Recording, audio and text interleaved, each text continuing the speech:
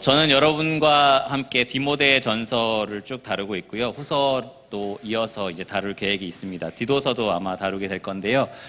이 세 편의 편지, 바울이 디모데에게 쓴 두 편의 편지와 디도에게 쓴 편지 한 편을 가리켜서 우리가 목회 서신이라고 이야기를 합니다.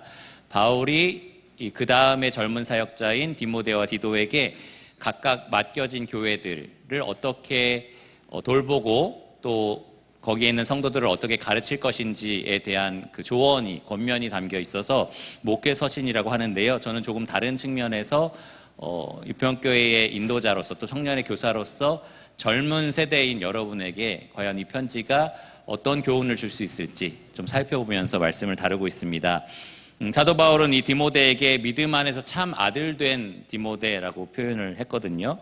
저도 여러분들을 믿음 안에서 참 아들과 딸이라고 생각을 하고 내가 낳고 기른 의미에서 아들, 딸은 아니지만 제가 믿고 있는 예수 그리스도에 대한 이 참 믿음을 여러분들이 동일하게 가지고 있고 다음 세대에 전수해 줄 사람들이다라는 믿음이 있기 때문에 그렇게 말씀을 드립니다. 그래서 여러분들이 어떻게 다음 세대에게 교훈을 전달할 수 있을지, 또 무슨 교훈을 전달해야 될지 이 편지들을 통해서 우리가 꼭 배우기를 원하고요.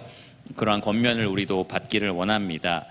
오늘 본문 디모데전서 1장 3절에서 11절 이 본문에서 바울이 디모데에게 지시한 것은 소제목을 통해서 우리가 알 수 있습니다. 여러분 성경에 소제목이 아마 대부분 나와 있을 텐데 3절 바로 위에 뭐라고 써 있나요?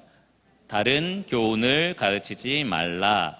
더 정확하게 말하면 디모데에게 다른 교훈을 가르치지 말게 하라라는 권면이에요. 디모데가 다른 교훈을 가르치고 있었던 게 아니고요. 교회 안에 다른 교훈을 가르치고 있는 사람들이 있으니 그렇게 하지 못하게 하라라는 권면이 오늘 본문에 담겨 있습니다. 그러면 바울이 경계했던 다른 교훈이 무엇이었는지 좀 살펴보기를 원하고요. 바른 교훈과의 차이점은 무엇인지 좀 살펴보겠습니다. 그리고 마지막 적용점으로 우리는 어떻게 이 다른 교훈 혹은 거짓된 교훈을 금지하고 금하고 바른 교훈을 서로에게 권할 수 있을까? 이것에 대해서 좀 생각해 보겠습니다. 그러면 본문 말씀을 피신 것으로 알고요. 다 같이 한번 읽어보겠습니다. 디모데전서 1장 3절에서 11절까지입니다. 같이 읽는 것보다 교독하는 게 좋을 것 같아요. 여기 1분단, 2분단 아까 나눠서 찬양을 했었잖아요. 그 형식을 그대로 유지해서 1분단 먼저, 제 기준으로 오른쪽입니다. 1분단 먼저 3절, 그 다음에 여기 2분단이 4절 이런 식으로 왔다 갔다 하면서 교독하겠습니다. 그러면 한번 읽어보겠습니다. 시작.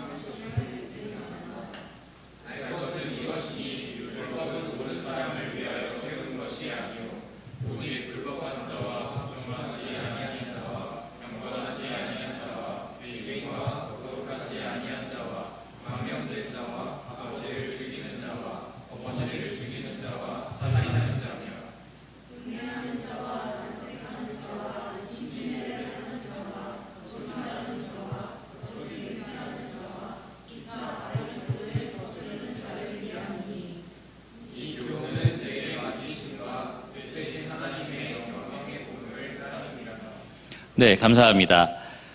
이 본문을 통해서 첫 번째로 먼저 다른 교훈의 정체가 무엇인지 좀 생각해 보겠습니다. 먼저 바울은 여기서 내가 마게도냐로 갈 때에 라고 3절에 말하고 있는데요. 바울이 머물렀던 곳이 어디인지 정확하게 알 수 없지만 아마도 에베소라고 생각이 들고 이제 마게도니아 지역으로 이제 이동을 하려고 합니다. 마게도니아는 여러분 잘 아시다시피 빌립보가 첫 성이었고요. 그리고 데살로니가라는 성도 바로 옆에 붙어 있습니다. 그런 지역을 포함하고 있는 곳이 마게도니아인데요. 그곳으로 바울이 어떤 이유가 됐든지 이동을 했고 그러면서 에베소 지역에 이 디모데에게 남아있으라라고 권면을 했던 거예요. 그런데 그렇게 머물라라고 했던 이유가 분명히 있었습니다. 무엇이었냐면 어떤 사람들을 명하여 첫 번째로 다른 교훈을 가르치지 말게 하고 두 번째로는 신하와 끝없는 족보에 몰두하지 말게 해라. 이렇게 이제 권면을 한 겁니다. 이것을 위해서 이제 디모데가 에베소 교회에 남아 있어야 했습니다. 3절과 4절에 기록되어 있어요. 그러니까 에베소 교회에 지금 어떤 사람들이 있었다라는 것을 우리가 알 수 있습니다. 어떤 사람들이라 함은 특정 한 개인이 아니라 복수, 여러 사람들이 이런 똑같은 다른 교훈을 가르치고 있었다라고 우리가 얘기할 수 있어요. 교회 안에 한 명만 문제가 됐던 게 아니라 이 동일한 다른 교훈을 퍼뜨리고 다니는 여러 사람들이 존재했었던 겁니다. 그런데 그들이 어떤 그런 교리들을 가르쳤었느냐? 여기 보시면 다른 교훈이라고 되어 있어요. 다른 교훈을 가르치지 말며. 그러니까 다른 교훈. 교훈이라고 말하는 것은 영어로 doctrine이라고도 말을 하는데 교리라는 것을 의미합니다. 원리가 될 수도 있고요. 가르침이라고도 말할 수 있어요. 이러한 바울이 전했던 교훈에서 벗어난, 그러니까 사도적인 가르침에서 벗어난 다른 가르침, 다른 교리, 다른 원리들을 교회 안에서 전하고 있었던 겁니다. 어떤 것을 또 우리가 추측할 수 있냐면은 여기 두 번째 항목인 신하와 끝없는 족보에 몰두하지 말게 하라 라는 이 명령을 통해서 이들이 가르쳤던 이 다른 교훈이 신화 혹은 족보와 굉장히 관련성이 있다라는 것을 우리가 생각할 수 있습니다. 조금 상상이 되세요? 신화를 이야기했고 족보를 얘기했다. 그게 어떻게 다른 교훈이 될 수 있지? 이런 생각이 아마 드실 수도 있습니다. 고대 헬라 문헌에 보시면 신화와 족보가 같이 결합되어 나타난 형태의 어떤 문헌들이 굉장히 많이 있습니다. 그러니까 아주 유명한 경전이라든지 그런 그리스 신화 같은 것을 가져와서 과거에 있던 실제로 역사적으로 존재했던 족보들에서 유명한 이름들을 따오는 거죠. 예를 들면 아브라함이 나타나서 우리에게 이런 특별한 계시를 줬다. 그런 신화가 있다라는 식으로 성도들을 유혹을 했던 겁니다. 특별히 여기 보시면은 이 이교도 문화의 영향을 받아서 유대인의 구약 족보를 아마 활용을 했을 거다라고 생각할 수 있어요. 아브라함이 됐든 모세가 됐든 유명한 선지자 이름이 됐든 그런 사람들의 이름을 가지고 와서 그들이 전해준 특별한 지식을 우리는 알고 있다라고 하면서 성도들 사이에서 그러한 특별한 지식들을 신화처럼 퍼뜨리고 다닌 것으로 보입니다. 7절을 보시면 그들이 율법의 선생이 되려 했다라는 말을 해요.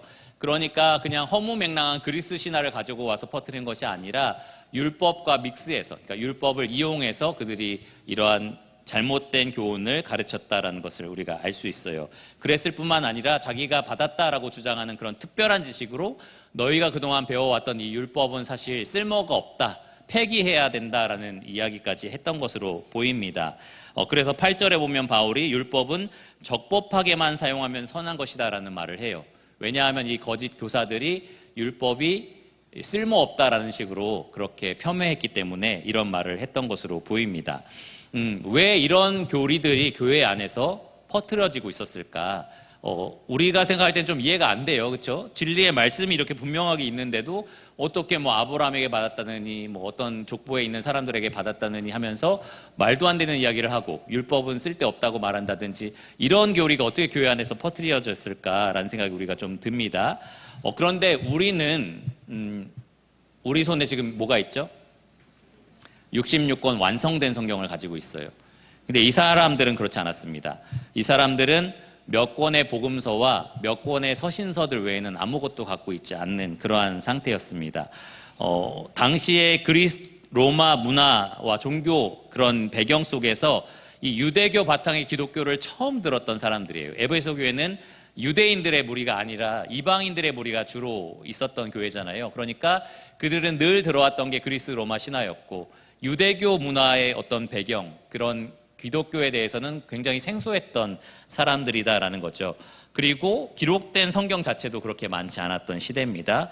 사도적인 가르침들이 이 구전으로 전해지고 사도들이 와서 실제로 말로써 그들에게 전파를 했고 몇 편의 회람된 이 서신서들이 돌면서 그들에게 바른 교리를 전달하고 있는 그러한 상황들이었던 거죠. 그러니까 그것으로 충분하지 않다라고 여겼던 어떤 특별한 지식을 쫓는 계층의 사람들이 그거 아니고 나는 아브라함에게 받았어. 아니 나는 모세에게 받았어. 라고 하면서 자기들이 이 이교도에서 배운 것들과 믹스해가지고 이제 성도들에게 그런 잘못된 교리들, 다른 교리들을 전파하기 시작했던 겁니다. 그러면서 특징이 그런 율법들은 다 쓸모없는 거야. 우리가 이것을 반드시 지킬 필요가 없어. 라는 식으로 이렇게 폄훼하는 가르침들을 전했던 겁니다. 이것이 굉장히 우리에게 생소하다라고 느낄지 모르겠지만 사실 현대에도 우리는 이러한 교리로 망가진 기독교의 형태를 많이 발견할 수 있어요. 가령 몰몬교의 창시자는 조셉 스미스인데요.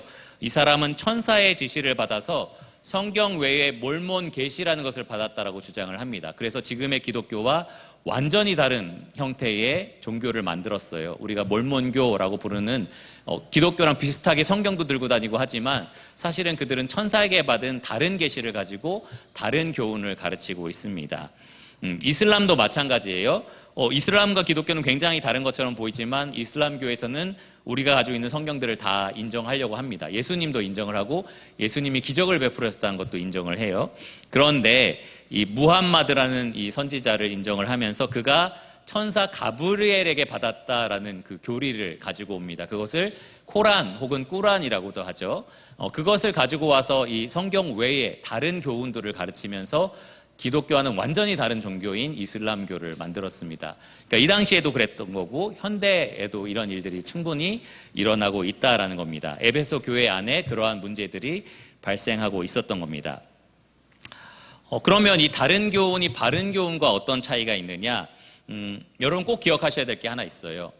조금 다르면 어때? 라는 생각을 가지면 안 된다는 거예요. 음식이 조금이라도 나쁜 영양소가 그 안에 있다면 반드시 그 몸에 나쁜 영향을 끼치는 것처럼 교리도 잘못된 것이 있으면 분명히 여러분의 신앙에 문제를 가져옵니다. 그게 큰 문제일 수도 있고요. 작은 문제일 수도 있지만 분명히 여러분에게 반드시 영향을 끼친다라는 것을 아셔야 됩니다. 다른 교훈은 항상 여러분에게 나쁜 영향을 끼칩니다.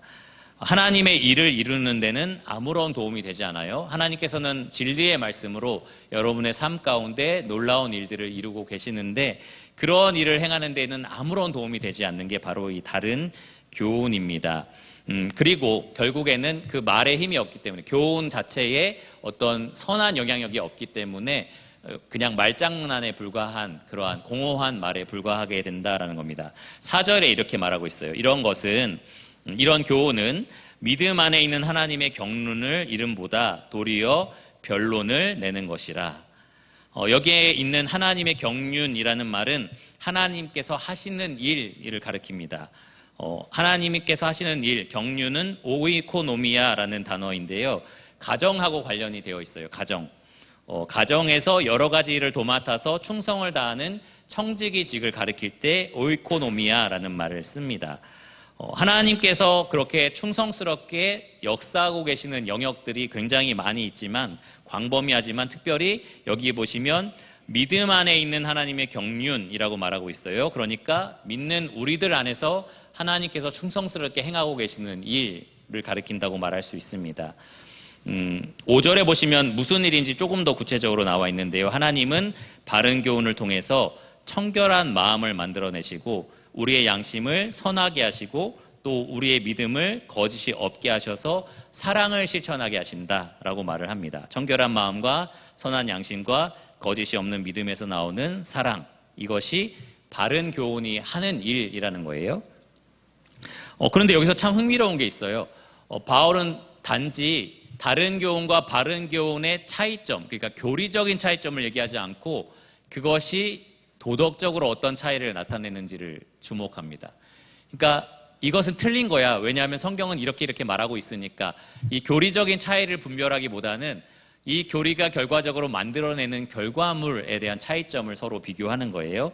그러니까 다른 교훈은 방금 이 5절에 나오고 있는 이 바른 교훈의 결과물을 내지 못한다라는 겁니다. 잘못된 교훈은 이러한 결과물을 내지 못한다는 거예요. 왜냐하면 하나님께서 오직 바른 교훈을 통해서만 이러한 경륜을 이루시고 계시기 때문입니다. 하나님은 오직 바른 교훈을 통해서만 우리 마음을 청결하게 하시고 양심을 선하게 만들어주시고 믿음을 거짓 없게 하시고 사랑을 실천하게 하신다라는 거예요. 여러분 그러니까 이렇게 생각하셔야 됩니다. 내가 지금 여러 가지 말씀을 배우고 있고 여러 가지 책을 접하고 있고 많은 말씀 설교들도 주일에 듣고 수요일에 듣고 난 그러니까 잘하고 있지 않아요? 라고 생각할지 모르지만 중요한 것은 여러분 그것이 여러분에게 정말로 믿음을 맑게 하고 양심을 깨끗하게 하고 사랑을 실천하게 하느냐라는 질문을 하셔야 되는 겁니다. 올바른 컨텐츠를 나는 계속 마음속에 집어넣고 있고 영혼 속에 섭취하고 있는데 그걸로 된 거 아니냐라고 하지만 여러분은 그럼에도 불구하고 다른 신념, 다른 교훈을 의지하면서 살아갈 수가 있다는 거예요. 그러니까 들리는 말씀이 여러분의 삶 가운데 전혀 적용되지 않고 하나님께서 그것을 통해서 여러분 삶 가운데 전혀 역사하지 않으실 수도 있다는 겁니다. 왜냐하면 여러분도 모르게 고집스럽게 다른 교훈을 끝까지 붙잡고 살아가기 때문에 그렇다는 거예요. 진짜로 여러분이 믿고 있는 것이 무엇인지를 한번 점검해 보셔야 합니다. 다른 교훈은 이런 일에 있어서 아무런 유익도 주지 못합니다. 6절에 보시면 사람들이 이에서 벗어나라고 말을 하는데요. 이에서 벗어나는 것은 바른 교훈보다는 바른 교훈이 만들어내는 결과물을 말합니다. 그러니까 양심이 깨끗하지도 않고요. 그리고 마음이 청결하지도 않고요. 그리고 믿음이 거짓이 없지도 않고요. 사랑을 실천하지도 않는 그러한 상태로 사람들이 만들어진다라는 거예요. 그것이 바로 다른 교훈이 만들어내는 결과물이라는 겁니다. 그러니까 잘못된 교훈은 결과적으로 끝없는 말싸움만 일으킬 뿐이지 아무런 실질적인 효과가 여러분 삶에서 일어나지 않는다라는 거예요. 4절에 보시면 그래서 변론을 일으킨다. 쓸데없는 공허한 말을 만들어낸다라는 겁니다. 6절에서도 아무런 유익이 없는 헛된 말을 되풀이할 뿐이다 라고 말을 하고 있어요.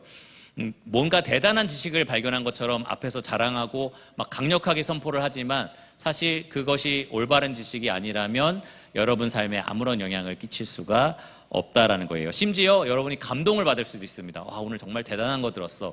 말씀 너무 좋았어. 막 이런 평가를 하는 거예요. 뭐 캠프를 가고 뭐 어디 가서 말씀을 들을 때도 오늘 진짜 좋았어. 이번 캠프 말씀이 너무 귀했어. 막 이런 표현을 하는데요. 중요한 것은 그 말씀이 여러분 삶에 얼만큼 역사하느냐라는 거죠. 그렇지 않다면 그 말씀 자체가 다른 교훈일 수도 있고요. 여러분이 그 말씀을 받지 않은 것일 수도 있다라는 겁니다. 7절에 보시면 이 사람들은 마치 대단한 지식을 발견한 것처럼 자랑하고 가르치려고 했어요. 율법을 가르치려고 들었습니다. 그러나 자기가 말하는 것이나 자기가 확증하는 것도 깨닫지 못한다. 이렇게 평가를 하고 있습니다.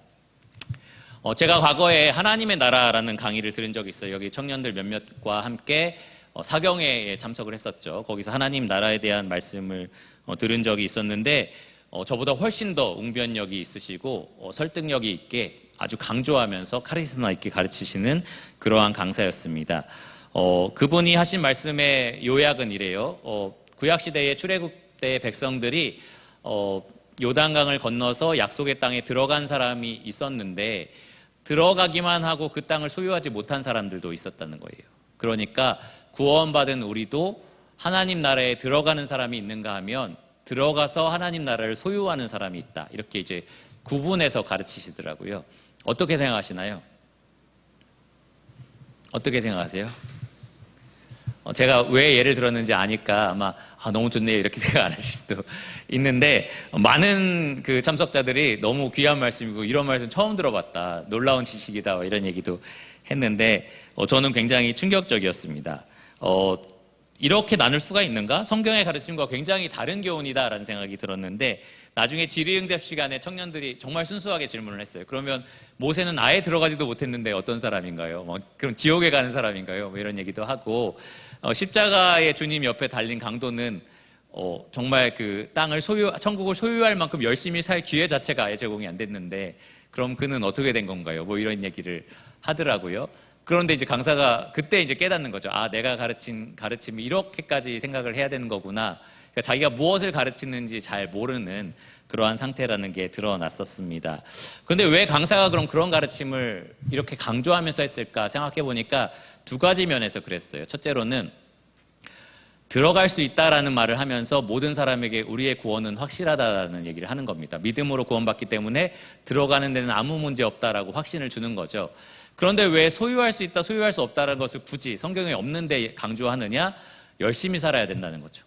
믿음에 합당한 삶을 열심히 살아야 된다는 것을 강조하기 위해서 그렇게 말을 하는 겁니다. 어떻게 보면 복음과 율법을 제대로 적용하고 싶어서 그렇게 다른 교훈을 만들어낸 겁니다. 그런데 여러분, 아무리 의도가 그렇게 좋아도 다른 교훈은 정반대의 효과를 만들어낼 수밖에 없습니다.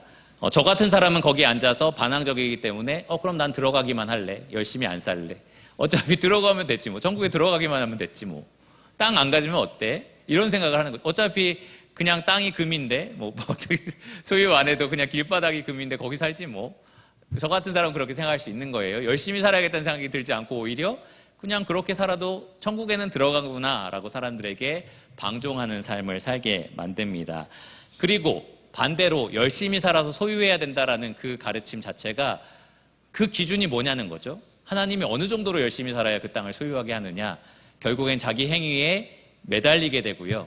그리고 결국에는 지쳐버려서 그렇게 사는 것을 포기하게 합니다. 그러니까 다른 교훈은 아무리 순수한 의도를 갖고 있다고 하더라도 진짜 성경이 말하는 바른 교훈의 효과를 낼 수가 없는 거예요. 오히려 역효과를 만들어냅니다. 율법의 선한 용도를 깨닫지도 못하고 율법을 폐기하고 복음까지도 무용지물로 만들어 버린다라는 거예요. 바울이 지금 지적하고 있는 이 다른 교훈을 전하는 사람이 정확하게 그러한 결과물을 냈습니다. 10절에 보시면 그래서 바울이 그것을 다시 바로 잡는 거예요. 율법은 적법하게 사용하면 충분히 유용하다라고 얘기를 합니다. 율법 자체가 주어진 것은 옳은 사람이 아니라 불법하는 자, 복종하지 아니하는 자, 경건하지 아니한 자, 죄인, 거룩하지 아니한 자, 망령된 자, 아버지를 죽이는 자, 어머니를 죽이는 자, 살인하는 자, 음행하는 자, 남색하는 자. 남색하는 자는 동성연애를 가리켜요. 인신매매를 하는 자, 거짓말하는 자, 거짓 맹세를 하는 자를 위해서 있다라고 이렇게 분명하게 얘기를 합니다. 조금은 과격하죠. 그냥 도둑질하는 자만 해도 되는데 인신매매 막 이런 얘기를 하니까 굉장히 과격하게 얘기를 했어요. 바울은 지금 여기서 전반부에서는 죄인의 일반적인 특징, 그러니까 복종하지 않으려고 하는 것, 하나님의 법을 어기려고 하는 것, 그리고 경건하지 않으려고 하는 속에 있는 상태, 그런 것들을 이야기하고요. 후반부는 그러한 상태가 극단적으로 될 때는 어떻게까지 될 수 있는지를 지금 설명을 하고 있습니다. 죄인은 내면적으로 하나님 법을 미워하고 노골적으로 그 법을 거역하고 하나님께 속한 성품인 거룩함에서 멀어져 있고 그 거룩함을 추구하는 데 있어서는 무관심합니다. 본성적으로 죄의 노예이기 때문에 지금 후반부에 나오는 모든 말씀들이 다 십계명에 해당되거든요. 살인하지 말라, 간음하지 말라, 도둑질하지 말라, 그리고 거짓 증언하지 말라, 이런 모든 죄의 열매를 이런 극단적인 형태까지 맺게 된다라는 겁니다. 율법이 우리에게 주어진 이유는 이 율법을 통해서 이것이 죄다라는 것을 분명히 보게 하기 위해서입니다. 우리 스스로 문제가 없다라고 여기는 사람들에게 이 율법의 거울을 들이대면 아니구나, 이 거울을 통해서 나를 보니까 난 참 죄인이구나라는 것을 깨닫게 하는 거예요. 하나님 기준 앞에서 나는 문제가 있다라는 것을 발견하게 하는 겁니다. 이 절망적인 상태에서 나 스스로는 해결할 수 있는 방법이 없구나라는 것을 처절하게 깨닫게 하는 것이 바로 율법의 이 용도입니다. 그리고 나서 그것을 깨달았을 때 우리에게 주어지는 것이 바로 복음인 거예요. 복음으로 나는 이 상태에서 벗어날 수 있다. 오직 은혜로 나는 하나님의 구원을 누릴 수가 있다. 그래서 그 복음의 능력으로 내가 새 사람이 되는 힘을 다시 얻는 거고요. 그 은혜에 감사하면서 순종할 수 있는 힘을 주님께로 다시 받는 겁니다. 복음은 죄의 문제를 효과적으로 해결하고요. 율법은 죄의 문제를 정확하게 진단하게 합니다. 하지만 다른 교훈은 율법을 무시하게 해서 방종하게 만들고요. 복음을 값싼 메시지로 격화시켜서 하나님의 영광을 가립니다. 그러니까 우리가 바른 교훈을 받는 것이 굉장히 중요하다라는 것을 여러분 충분히 알 수 있을 겁니다. 그러면 마지막으로 적용점에 대해서 좀 살펴보겠습니다. 여러분은 유평교회에서 지금 바른 교훈을 받고 있는 것 같아요? 아니면 다른 교훈을 듣고 있는 것 같아요? 네, 다른 교훈. 지금 발음이 비슷해가지고 지금 저기 게스트가 와 있기 때문에 여러분 말씀을 잘 해주셔야 돼요. 네, 바른 비읍입니까? 디귿입니까? 예. 입술만 이렇게 움직이면서 살짝 중의적으로 표현하는 사람도 있는 것 같은데, 예.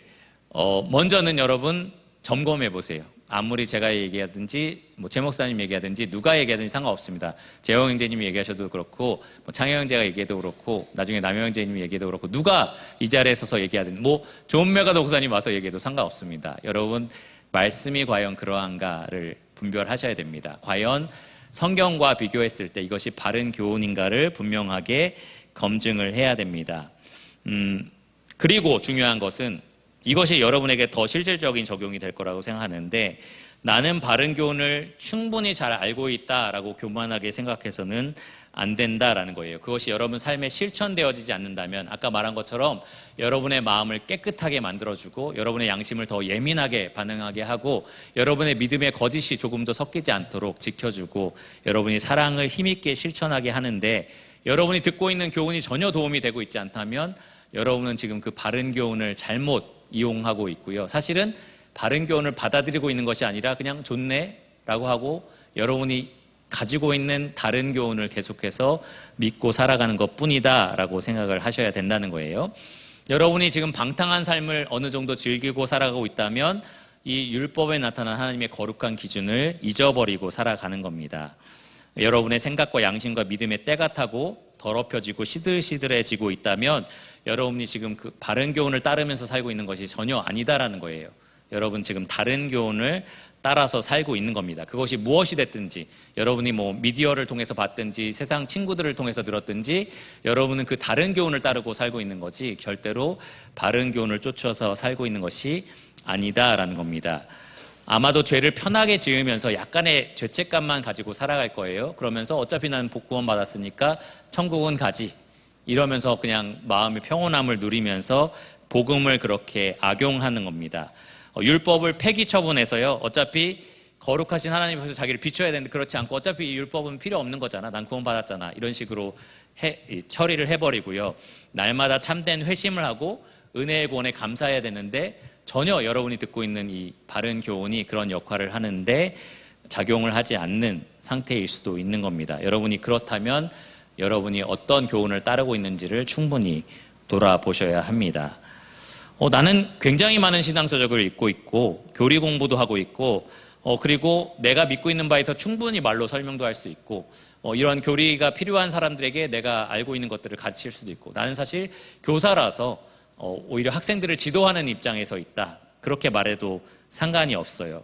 여러분이 아무리 말로 아주 정수 같은 그러한 말로 여러분이 믿고 있는 바에 대해서 설명할 수 있을지라도 그것은 하나의 변론과 공허한 말에 불과하다라는 겁니다. 여러분의 삶에도 전혀 적용되지 않는 그러한 헛된 말에 불과하다라는 겁니다. 그러니까 여러분 진짜 이 바른 교훈을 들을 때에 여러분이 진짜로 어떻게 반응하는지를 한번 잘 생각해 보세요. 내 마음이 두렵고 떨림으로 그리고 그 말씀에 대한 감격하는 마음으로 그 말씀을 순수하게 받아들이고 있는지, 그리고 그 말씀 앞에 무릎을 꿇고 진짜 내 삶을 변화시키기 위해서 하나님께서 그렇게 내 삶에서 역사하시기를 그렇게 바라고 있는지 그렇게 한번 잘 생각해 보시기를 바랍니다. 때로는 내가 알아요. 내가 지금 생각하고 있는 것이, 행하고 있는 것이 말씀에 위배된다는 걸 난 충분히 알고 있습니다. 그럼에도 불구하고 내 의지적으로 그것을 불순종하고 있는 경우도 굉장히 많아요. 근데 여러분 그것을 굴복시키시고 뭐든지 그리스도 위에 높아진 모든 것들을 다 그 발 앞에 굴복시키시고 그리고 그 말씀대로 순종하시기를 바랍니다. 그러면 하나님이 바른 교훈으로 여러분 삶 가운데 그 경륜을 이루실 것입니다. 그리고 그러한 순수한 목적과 동기를 회복한 후에 바른 교훈을 듣기 위해서, 얻기 위해서 부단히 애쓰셔야 합니다. 여러분의 신앙만을 위해서가 아니라 여러분 주위에 있는, 옆에 있는 형제 자매를 위해서, 또 여러분이 지금 돌보고 있는 주일학교 학생들, 학생의 아이들을 위해서라도 여러분이 바른 교훈 위에 서 있기 위해서 부단히 애쓰셔야 합니다. 제가 하루 1시간 기도를 실천하고 있는데 가장 큰 동기부여 중에 하나가 하나님과 친밀한 교제가 너무 스윗해서도 있지만 두 번째로 동기는 뭐냐 하면 내가 기도하지 않으면서 어떻게 성도들에게 하나님과 친밀한 교제를 나누세요라고 말할 수 있을까? 이런 게 굉장히 저에게 큰 부담이 되거든요. 그러니까 여러분이 아이들에게, 주일학교 아이들이나 학생의 아이들에게 가르쳐야 한다면, 지도해야 한다면, 바른 교훈으로 인도해야 된다면 여러분이 그 인도함을 받는 상태여야 되잖아요. 그것에 대해서 여러분이 감격해야 되잖아요. 얘들아, 하나님 섬기는 게 너무 행복해 라고 하면서 자기는 너무 힘들다. 오늘 집회 안 했으면 좋겠다. 집에 가서 쉬었으면, 이러면서 주일학교 시간에만 잠깐 쇼하고 이렇게 할 수는 없잖아요. 학생 시간에만 잠깐만 쇼하고 이럴 수는 없잖아요. 그러니까 여러분, 때로는 그런, 나는 정말 점점 위선자가 되고 있어, 이런 생각이 들 수도 있거든요. 그런데 회복하셔야 된다는 거죠. 바른 교훈으로 내가 정말 그러한 사람이 되어야 합니다. 나의 양심을 깨끗하게 만들고 믿음을 강화시키고 뜨겁게 서로 사랑하기 위해서 바른 교훈으로 나를 채워놓고 다른 성도들도 그렇게 바른 교훈으로 권면을 해야 됩니다. 단순히 여러분의 마음을 위로해주고 나를 참 공감해주는 컨텐츠야, 이런 걸 쫓지 마시고 진짜 여러분의 삶을 적나라하게 드러내고 그리고 하나님을 찾게 하고 복음을 갈급하게 만드는 그러한 컨텐츠를 찾으시기를 바랍니다. 죄에서 돌이켜서 거룩함을 따르게 하는 그런 말씀들을 들으시고요. 기본적으로 하고 있는 매일 묵상, 교회 말씀을 듣는 것, 공부하는 것, 독서 토론하는 것, 그 모든 것이 다 좋은 건데 이 바른 목적을 위해서 그렇게 하시라라는 겁니다. 그냥 채워 넣기 위해서 하지 마시고요. 이것이 다 여러분들에게 바른 교훈으로, 하나님의 경륜으로 일어나게 하기 위해서 그렇게 애쓰시기를 바랍니다. 저는 유평교회의 한 가지 큰 자랑이라고 생각하는 것이 우리 강단에서도 항상 하나님의 말씀대로 가르치기 위해서 애쓰고 있다는 것과, 또 회중들도, 이 성도님들도 하나님의 살아있는 말씀을 듣기 위해서 애쓰고 있다는 것이 참 자랑이라고 생각하는데요. 한 가지 계속 저희 시험 때라고 생각되는 부분은, 우리가 그러면 그렇게 애쓰는 만큼 살아내고 있는가라는 게 굉장히 저에게 있어서는 시험이거든요. 나 자체도 그렇고요. 듣는 여러분들도 그렇습니다. 유평교회는 참 말씀이 좋아, 말씀이 살아있어라는 것은 굉장히 큰 자랑이기도 하고 감사한 제목이기도 하다라고 생각이 드는데, 그런데 그렇게 살진 않더라라는 건 굉장히 이 앞에 있는 칭찬을 다 깎아먹는 얘기잖아요. 그러니까 우리가 진짜 거기는 말씀이 살아있을 뿐만 아니라 성도들의 삶 가운데도 역사한다 라는 말을 들을 수 있는 그러한 교회가 되기를 원합니다. 청년회에서도 그렇고요. 교회 전체에서도 그렇게 우리가 바른 교훈을 쫓는 자들이 되기를 간절히 기도합니다. 기도하고 말씀을 마치겠습니다. 하나님 감사합니다. 우리에게 또 오늘 디모데전서 말씀을 통해서 바른 교훈을 알게 하여 주심에 감사를 드립니다. 우리가 항상 듣는 이 말씀을 통하여 우리를 변화시켜 주시고, 우리가 교만한 마음을 내려놓고 우리가 가지고 있는 수많은 다른 교훈들을 주님 앞에 내려놓으니, 주님께서 오직 말씀으로 우리의 삶을 바꿔주시고 빚어가시고, 또 우리의 양심을 깨끗하게 하시고 우리의 믿음을 강하게 만들어주시고, 또 우리가 서로 사랑할 수 있는 힘을 주시기를 간절히 구합니다. 우리가 겸손히 낮아진 마음으로 주께서 우리 가운데 일하시기를 간절히 구하오니, 성령의 나타나심과 능력으로 우리 가운데 말씀으로 역사해 주시기를 간절히 구합니다. 모든 것을 예수님 이름으로 감사하며 기도드렸습니다. 아멘.